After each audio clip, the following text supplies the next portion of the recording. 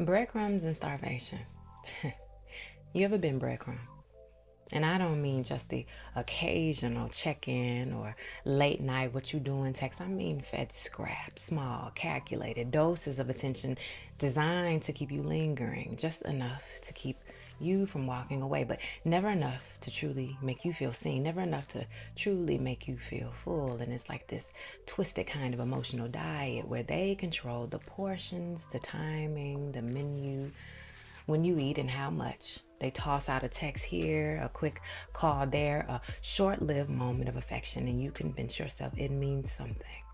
You convince yourself it's love or the beginning of, but really it's control. It's the comfort for them and starvation for you. And now, you know what's wild? They don't even offer enough to be mistaken as a meal, but because you've been empty for so long, starving for connection, for stability, for consistency, you taught yourself how to digest disappointment like it's normal, like it's love, like it's all that you deserve. You start shrinking, not just in your expectations, but in your spirit. You start making yourself smaller just to fit into the spaces they've decided that they're willing to give. And then you begin to adapt to this inconsistency, normalizing the emotional drought, excusing their detachment like it's personality trait instead of what it truly is, emotional manipulation. Because if they give you just enough, you won't question their lack. If they give you just enough, you'll keep hanging on, telling yourself this is something. You'll hold on to hope like it's a lifeline, but hope can deceive.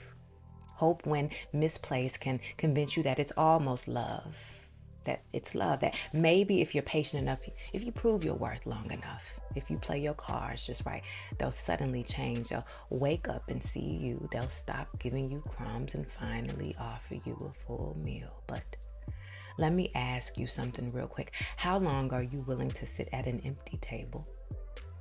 How long will you accept the idea of love while love itself never truly shows up? How long will you watch your spirit weaken, your needs pushed aside, your worth questioned, all because someone mastered the art of just enough? Because here's the truth, just enough is still not enough, my baby.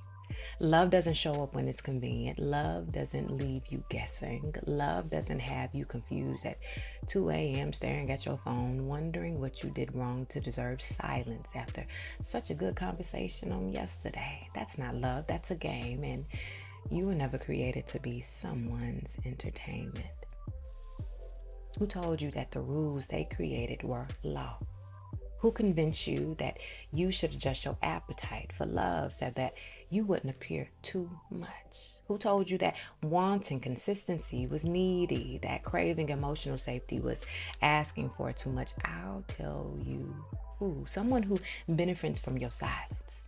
Someone who thrives when you're uncertain. Someone who knows that as long as they give you just enough, they can always keep you taking and taking and taking. But baby, you were never meant to survive on crumbs. You deserve the whole plate.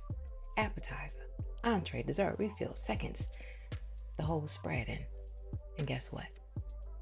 There are people out there who are ready to serve you love in abundance without the confusion, without the disappearing acts, without the conditions.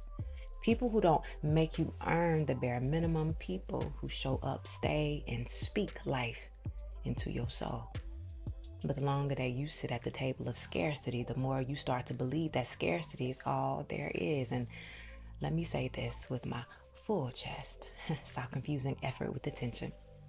A text isn't a love language. Random affection isn't commitment. You are not crazy for wanting more. You are not dramatic for calling it what it is. You are not wrong for walking away from someone who only gives you pieces when you are a whole masterpiece. It's time to flip the table. It's time to call out what's been hurting you. It's time to stop making excuses for people who clearly have a seat in your life, but no desire to show up fully in it.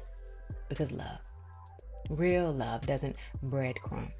Real love serves. So the question is, my baby, are you ready to stop snacking on temporary highs and finally sit at the table where your spirit gets fed? Because you deserve it.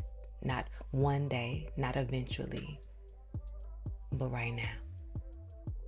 You gonna continue to get crumbs, or you gonna eat from a full plate, my baby? All right.